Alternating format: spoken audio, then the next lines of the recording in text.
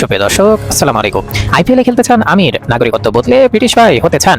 মোহাম্মদ আমির ঠিক করেছেন, যদি পাকিস্তানিরা আইপিএল না খেলতে পারে তাহলে তিনি আর পাকিস্তানি থাকবেন না। নাগরিকত্ব বদলে একবারে ব্রিটিশ ভাইজান হয়ে যাবেন। আগামী বছরই ব্রিটিশ পাসপোর্ট হাতে পাওয়ার আশা করছেন তিনি, আর সেটা নিয়েই তিনি আইপিএলে ঝড় তুলতে চান। এক কথায়, যদি সুযোগ আসে তবে কেন নয়। আমির শুধু আইপিএলে খেলতে চান না, তিনি চান বিরাট কোহলির দলে খেলতে, মানে একেবারে রয়্যাল চ্যালেঞ্জার্স ব্যাঙ্গালোরতে। আমিরের ভাষায় বিরাট মানুষ হিসেবে গ্রেট, কারণ একবার তাকে একটা ব্যাট উপহার দিয়েছিলেন। এখন আমির মনে করছেন, ব্যাট দিয়েছে তো কি হয়েছে, কোহলির টিমে একটা জায়গা দেওয়া কি খুব কঠিন? পাকিস্তানে ধুম, ব্রিটেনে বুম। অনুষ্ঠানে আমিরকে জিজ্ঞেস করা হলো, ভাই আইপিএলে খেললে পাকিস্তানের লোকজন তো তোমাকে আস্ত রাখবে না, কিভাবে সামলাবে?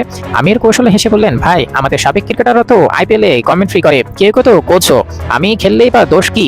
আসলে ওয়াসিম আকরাম ও রমেশ রাজার প্রসঙ্গ টেনে ঠান্ডা মাথায় আগুন ধরিয়ে দিলেন তিনি।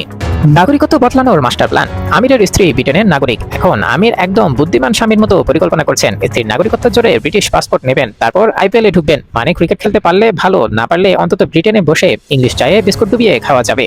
যদি আমির সত্যি আইপিএলে খেলে ফেলেন, তাহলে পাকিস্তানি ক্রিকেট ভক্তদের প্রতিক্রিয়া হবে, ভাই তুই আমাদেরকে। অন্যদিকে ভারতীয়রা বলবে, ওয়েলকাম আমির, আপকা স্বপ্না সত্যি হয়ে গেয়া। সুপ্রিয় দর্শক, এই ধরনের মজার মজার খেলা সংবাদ পেতে আমাদের সঙ্গে থাকুন। ধন্যবাদ। আসসালামু আলাইকুম।